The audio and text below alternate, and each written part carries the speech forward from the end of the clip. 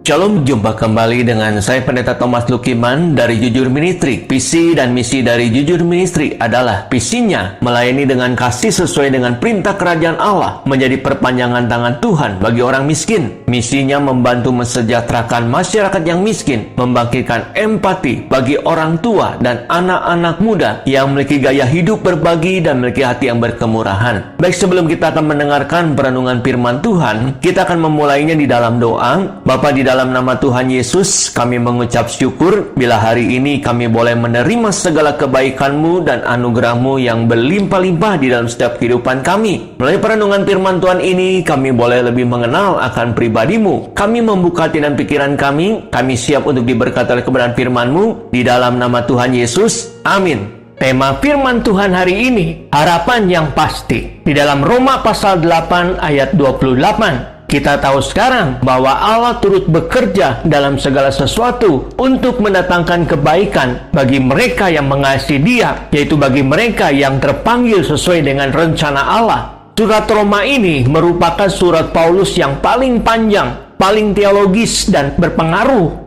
Surat ini ditulis agar jemaat di Roma tahu bagaimana seharusnya bersikap terhadap keadaan mereka dan bagaimana sikap mereka kepada pemerintah. Surat ini ditujukan kepada orang bukan Yahudi. Surat ini ditulis Paulus saat berada di Korintus di rumah Gaius. Pada saat itu, ada sebuah penderitaan yang dialami jemaat di Roma. Begitu juga dengan apa yang terjadi di tengah-tengah kita saat ini. Banyak penderitaan di zaman now yang kita alami. Sebab firman Tuhan berkata, semakin hari dunia bukan semakin baik, tetapi semakin jahat. Dan pastinya banyak penderitaan yang akan terjadi. Baik keadaan ekonomi yang tidak stabil, cuaca ekstrim, kelaparan, perang, pemberontakan, dan lain sebagainya. Baik penderitaan di bangsa kita, kota kita, gereja kita, ataupun di tengah keluarga kita. Kita ada sampai sekarang bukan berarti bebas dari penderitaan, tetapi kita semua sama mengalami penderitaan dan pergumulan hidup masing-masing. Tetapi apapun masalah dan penderitaan kita, Rasul Paulus mengajarkan kepada kita untuk berharap dan melihat kemuliaan Allah yang akan kita terima nanti. Sebab saat kita hidup dalam perjanjian dengan Tuhan, ada penyertaan Tuhan yang ada buat kita. Saat hidup kita dalam perjanjian Tuhan, maka kita akan ada penyertaan Tuhan. Apapun masalah dan pergumulan kita, masih ada harapan di dalam Tuhan. Rasul Paulus tahu dan mengetahui serta pernah mengalami kondisi di tengah setiap penderitaannya. Ia melihat pertolongan dan pekerjaan tangan Tuhan, sehingga ia terus percaya dan berharap kepada Tuhan. Begitu juga dengan kehidupan kita. Mari kita flashback ke belakang. Kita ada sampai sekarang semua karena pertolongan Tuhan dalam kehidupan kita. Rasul Paulus memberi nasihat kepada jemaat di Roma sebab ia pernah dan telah mengalami segala penderitaan. Banyak hal telah Rasul Paulus alami. Oleh sebab itu, ia menasihati jemaat di Roma dan menasihati kita semua untuk terus hidup dalam pengharapan, sebab kita memiliki harapan yang pasti. Mengapa kita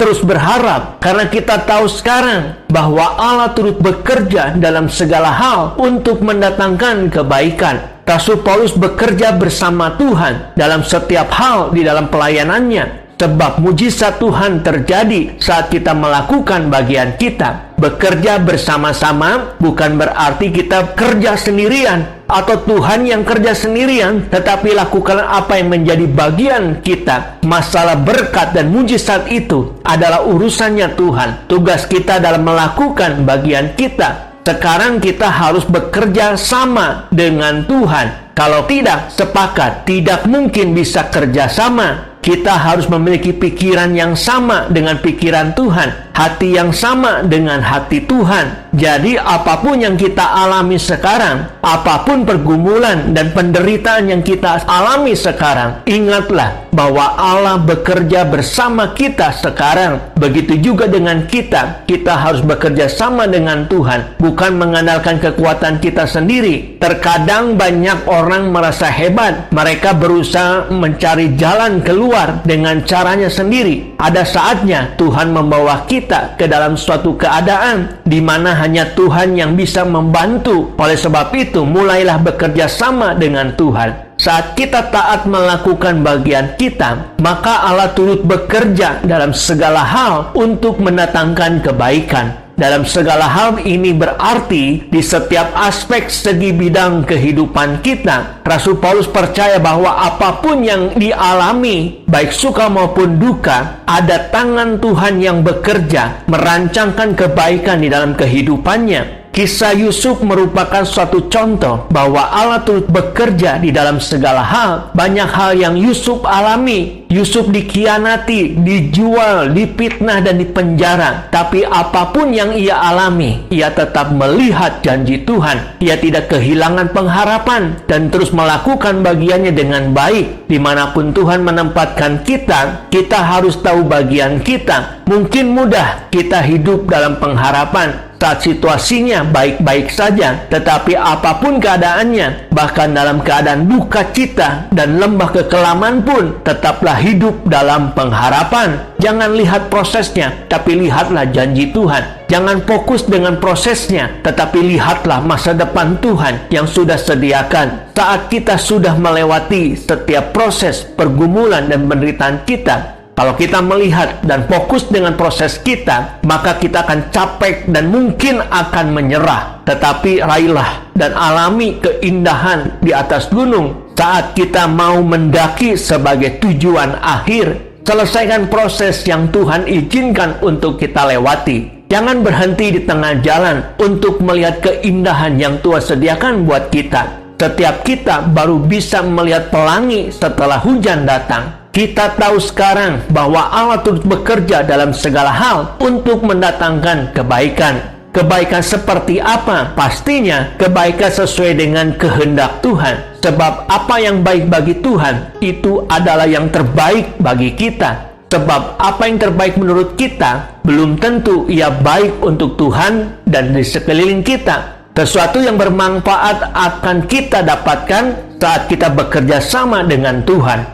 Kisah Yusuf dalam kitab Kejadian mengajarkan kita bahwa saat kita tahu siapa diri kita dan apa bagian kita, maka sesuatu yang berguna dan bermanfaat akan kita terima. Tidak hanya bermanfaat untuk diri kita, tetapi bermanfaat untuk orang lain juga. Yusuf tahu apakah yang ia alami. Ada Tuhan yang bekerja mendatangkan kebaikan buat dia dan orang banyak. Di dalam Kejadian pasal 50 ayat 20, memang kamu telah mereka-rekakan yang jahat terhadap aku, tetapi Allah telah mereka-rekakannya untuk kebaikan dengan maksud melakukan seperti yang terjadi sekarang ini, yakni memelihara hidup suatu bangsa yang besar. Ada sesuatu kebaikan yang bisa dinikmati orang banyak saat kita terus hidup dalam pengharapan. Kalau Yusuf menyerah dan ikut terpengaruh keadaan, kita yakin hidupnya tidak akan bisa berguna buat orang lain. Hidupnya tidak bisa menjadi berkat untuk bangsa-bangsa. Apapun yang kita alami, terus hidup dalam pengharapan. Percaya dan beriman bahwa Allah turut bekerja dalam segala sesuatu untuk mendatangkan kebaikan. Tapi perlu kita ketahui bahwa janji ini hanya didapat oleh orang-orang yang mengasihi Tuhan dan terpanggil sesuai rencananya. Demikian perenungan firman Tuhan pada hari ini. Dan saya akan akhiri perenungan firman Tuhan hari ini di dalam doa. Bapa, terima kasih bila hari ini kami boleh mendengarkan kebenaran firman Tuhan yang menuntun hidup kami saat menjalani dan menghadapi realitas kehidupan ini. Hari ini kami telah belajar bahwa ada harapan yang pasti di dalam Tuhan. Serusak dan sehancur apapun keadaan kami masih bisa menemukan keindahan melalui harapan. Kami tidak akan pernah menyerah dan hilang harapan. Seburuk apapun kehidupan kami akan selalu berharap ketimbang putus asa. Seperti pohon sekalipun ditebang, dia tetap tumbuh dan bertunas kembali. Tidak ada sedikit pun alasan untuk putus pengharapan, sebab masih ada Tuhan yang menjadi sumber pengharapan kami. Kami tidak akan pernah berhenti untuk selalu berharap. Materaikan firman-Mu dalam setiap hati kami, agar kami menjadi pelaku-pelaku firman Tuhan yang hidup. Di dalam nama Tuhan Yesus, kami berdoa dan ucap syukur. Amin. Saya Pendeta Thomas Lukiman mengucapkan terima kasih dan Tuhan Yesus memberkati kita semua. Shalom.